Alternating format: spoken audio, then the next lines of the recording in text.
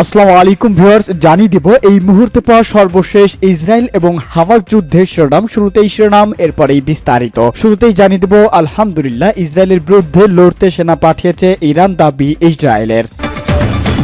এরপরেই জানিয়ে দিব সোভিয়েত ইউনিয়নের মতো পতন হবে যুক্তরাষ্ট্রের, কঠিন হুঁশিয়ারি হামাসের। জানিয়ে দিব হামাস ইসরায়েল যুদ্ধ নিয়ে যা বললেন হিজবুল্লাহর প্রধান। থাকছে গাজায় এবার ৩০ ইসরায়েলি সেনা নিহত। এরপরে জানিয়ে দেব ৪ দেশের সঙ্গে বাণিজ্যিক চুক্তি বাতিল করেছেন যুক্তরাষ্ট্র। সর্বশেষ জানিয়ে দেব তাইওয়ান প্রণালীতে যুক্তরাষ্ট্র কানাডার যুদ্ধ জাহাজ, সতর্ক চীনা সেনাবাহিনী। এতক্ষণ শুনছিলেন সংবাদ শিরোনাম, এখন বিস্তারিত। তবে তার আগে ভিডিওটিতে একটি লাইক ও কমেন্টস করে জানিয়ে দিন এই সংবাদ সম্পর্কে আপনার মূল্যবান মতামত। চ্যানেলটি সাবস্ক্রাইব করুন সবার আগে সত্য ও নির্ভরযোগ্য সংবাদ শুনুন।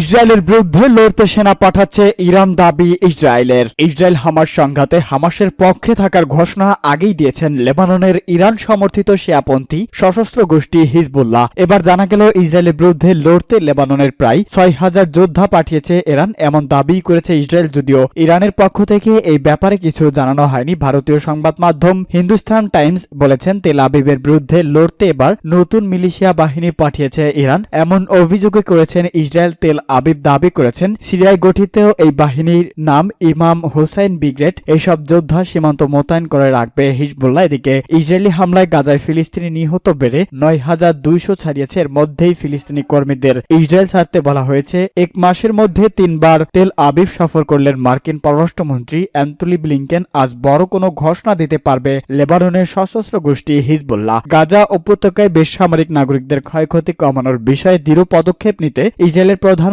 বেনিয়ামিন নেতানিয়াহুর সঙ্গে বৈঠকে জোর দেন ব্লিংকেন। তেল আবিবে ইসরায়েল প্রতিরক্ষা মন্ত্রণালয়ের সদর দপ্তর, ইসরায়েলি প্রধানমন্ত্রী এবং মার্কিন পররাষ্ট্রমন্ত্রী বৈঠক করেছেন। সফরের আগে ওয়াশিংটন সাংবাদিকদের ব্লিংকেন বলেন, ইসরায়েলের সঙ্গে আলোচনার মধ্যে গাজার বেসামরিক নাগরিকদের ক্ষতি কমানোর জন্য সত্যিকারের দৃঢ় পদক্ষেপের বিষয়টি অন্তর্ভুক্ত থাকবে। সোভিয়েত ইউনিয়নের মতোই পতন হবে যুক্তরাষ্ট্রের, হুঁশিয়ারি হামাসের। যুক্তরাষ্ট্র একসময় অতীতের বিষয় হয়ে যাবে এবং এটিও সোভিয়েত ইউনিয়নের মতো পতন হবে বলে হুঁশিয়ারি দিয়েছেন ফিলিস্তিনের স্বাধীনতাকামী গোষ্ঠী হামাস। হামাসের জ্যেষ্ঠ কর্মকর্তা আলী বারাকা লেবানন ভিত্তিক একটি ইউটিউব চ্যানেলকে দেওয়া সাক্ষাৎকারে এই মন্তব্য করেছেন। ইসরায়েল ভিত্তিক সংবাদ মাধ্যম জেরুজালেম পোস্টের প্রতিবেদনে বলা হয়, সাক্ষাৎকারটি গত ২ নভেম্বর সম্প্রসারিত হয়েছে। পরে এটি ইসরায়েল গবেষণা সংস্থা মিডল ইস্ট মিডিয়া রিসার্চ ইনস্টিটিউটের মাধ্যমে অনুবাদ করা হয়েছে। সাক্ষাৎকারে আলী বারাকা বলেন, মধ্যপ্রাচ্য আমেরিকার সমস্ত শত্রুরা পরামর্শ করেছেন এবং ঘনিষ্ঠ হচ্ছেন। এমন দিন আসতে পারে যখন তারা একসঙ্গে যুদ্ধের ঘোষণা দেবে এবং আমেরিকাকে অতীতের বিষয়ে পরিণত করবে। সোভিয়েতের আইনের মতোই যুক্তরাষ্ট্র পতন হবে। হামাসের এই জ্যেষ্ঠ কর্মকর্তার মতে শুধুমাত্র উত্তর কোরিয়ায় সক্ষমতা রয়েছেন যুক্তরাষ্ট্রে হামলা চালানো, এবং এ বিষয়ে আলী বারাকা বলেন, উত্তর কোরিয়ার নেতাই কিম জং উন সম্ভবত বিশ্বের একমাত্র ব্যক্তি যিনি মার্কিন যুক্তরাষ্ট্রকে আঘাত করতে সক্ষম। তিনিই একমাত্র। এমন দিন আসতে পারে যখন উত্তর কোরিয়া হয়তো যুক্তরাষ্ট্রে হামলা করবে, কারণ এটি আমাদের জোটের অংশ। হামাস জানিয়েছেন তাদের প্রতিনিধি দল সম্প্রতি মস্কো সফর করেছেন, আরেকটি দল বেইজিং এ যাওয়ার কথাও রয়েছে। লড়াই চালিয়ে যাওয়ায় হামাসকে অভিনন্দন জানালেন হিজবুল্লাহ প্রধান। গাজায় আগ্রাসন বন্ধ না করলে ইসরায়েলের বিরুদ্ধে যুদ্ধে চালাতে হুমকি দিয়েছেন লেবাননের সশস্ত্র গোষ্ঠী হিজবুল্লাহর প্রধান সৈয়দ হাসান নাসরুল্লাহ এই হুঁশিয়ারি দিয়েছেন। ইসরায়েলি বাহিনীর সঙ্গে লড়াই করে প্রাণ হারানো হিজবুল্লাহ যোদ্ধাদের স্মরণ করে তিনি বক্তব্য শুরু করেন। ফিলিস্তিনের অবরুদ্ধ গাজা উপত্যকা এবং পশ্চিম তীরে যারা নিহত হয়েছেন তাদের এই স্মরণ করে তিনি।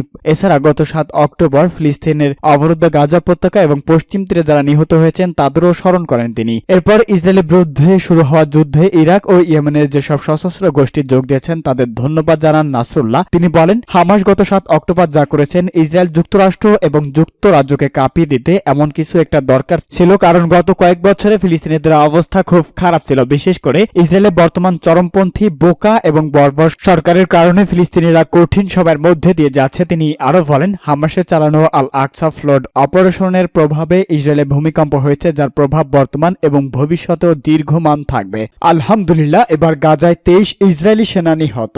গাজা উপত্যকায় গতকাল নিজেদের 4 সেনা নিহত হয়েছেন বলে জানিয়েছেন ইসরায়েলের সামরিক বাহিনী। ইনি গাজা স্থল অভিযান সম্প্রসারিত করার পর 23 জন ইসরায়েলি সেনা নিহত হল। টাইমস অব ইসরায়েলের এক প্রতিবেদনে এই তথ্য জানানো হয়েছে। IDF আরও জানিয়েছেন ইসরায়েলি সেনারা উপত্যকার উত্তর অঞ্চলীয় শহর গাজা সিটি ঘেরাও করে ফেলেছে। সেখানে হামাস যোদ্ধাদের সঙ্গে তুমুল লড়াই হচ্ছে। সংঘাতে শতাধিক হামাস যোদ্ধা নিহত হয়েছেন বলেও দাবি করেছেন তারা। এমন পরিস্থিতিতেই ওই এলাকার বেসামরিক নাগরিকদের দক্ষিণের দিকে সরে যেতে বলা হয়েছে। বর্তমান বার্তা সংস্থা রয়টার্স জানায়, গতকাল ইসরায়েলের প্রধানমন্ত্রী বেনিয়ামিন নেতানিয়াহু এক বিবৃতি দিয়েছেন। এতে তিনি বলেছেন, আমরা যুদ্ধের চূড়ান্ত পর্যায়ে রয়েছি এবং বড় ধরনের সফলতা পেয়েছি। আমাদের সেনারা গাজা সিটির উপকণ্ঠ পেরিয়ে সামনের দিকে এগিয়ে যাচ্ছে। এরপর গাজা সিটি চতুর্থ দিকে ঘিরে ফেলার দাবি করেন ইসরায়েল সামরিক বাহিনীর মুখপাত্র রিয়াল অ্যাডমিরাল ড্যানিয়েল হাগারি। গতকাল তিনি সাংবাদিকদের বলেন, আমাদের সেনারা হামাসের কেন্দ্রের আস্তানা গাজা সিটি পুরোপুরি ঘিরে ফেলেছে। এদিকে হামাসের সশস্ত্র শাখার মুখপাত্র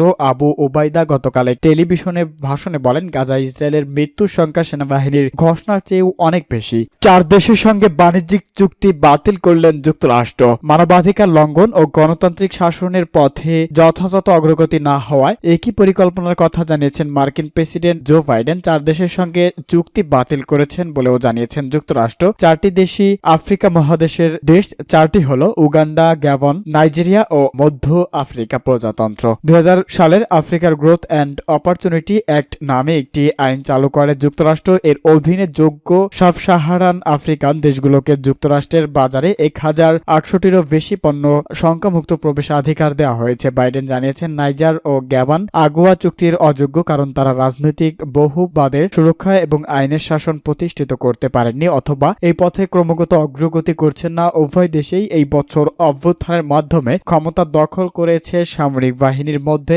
আমেরিকার প্রজাতন্ত্র এবং উগান্ডা সরকার আন্তর্জাতিকভাবে স্বীকৃতি মানবাধিকার চরম লঙ্ঘন করছে বলেও বাদ দেওয়ার কারণ হিসাবে বলা হয়েছে। তাইওয়ান প্রাণালীতে যুক্তরাষ্ট্র কানাডার যুদ্ধ জাহাজ সতর্ক চীনা সেনাবাহিনী। এক বিবৃতিতে চীনা সেনাবাহিনী জানায়, তাইওয়ান প্রাণালী দিয়ে USS রাফায়েল পোর্টা ও রয়্যাল কানাডিয়ান নেভির হেলিকপ্টার রণতরী প্রবেশ করেছেন। যুদ্ধজাহাজের উপস্থিত টের পেয়ে নিজেদের সেনাবাহিনীতে যে কোনো পরিস্থিতি মোকাবেলার সর্বোচ্চ সতর্ক অবস্থায় থাকার নির্দেশ দেন চীন। টহলদার বিষয়টি নিশ্চিত করে মার্কিন নৌবাহিনী জানায়, আন্তর্জাতিক আইন মেনেই তাইওয়ান প্রাণালীতে যুদ্ধ জাহাজের টহল চালিয়েছেন তারা। বেইজিং জানায়, গেল 2 মাস এ নিয়ে দ্বিতীয়বারের তাইওয়ান প্রাণালী দিয়ে যৌথ টহল দিল যুক্তরাষ্ট্র ও কানাডার যুদ্ধ জাহাজ। একযোগে চীনের 43টি যুদ্ধ বিমান তাইওয়ান প্রাণালীর মধ্যরেখা অতিক্রম করে বলে দাবি তাইওয়াপে। সেই সঙ্গে তাইওয়ান প্রাণালীতে টহল দেয় চীনা নৌবাহিনীর কয়েকটি জাহাজ। প্রতিরক্ষা অংশ হিসাবে তাইওয়াব জাহাজ ও ভূমি থেকে নিক্ষেপযোগ্য ক্ষেপণাস্ত্র ব্যবস্থাপনা মোতায়েন করে। এটিকে নিয়মিত টহলের অংশ হিসেবেও বলে এক বিবৃতিতে তা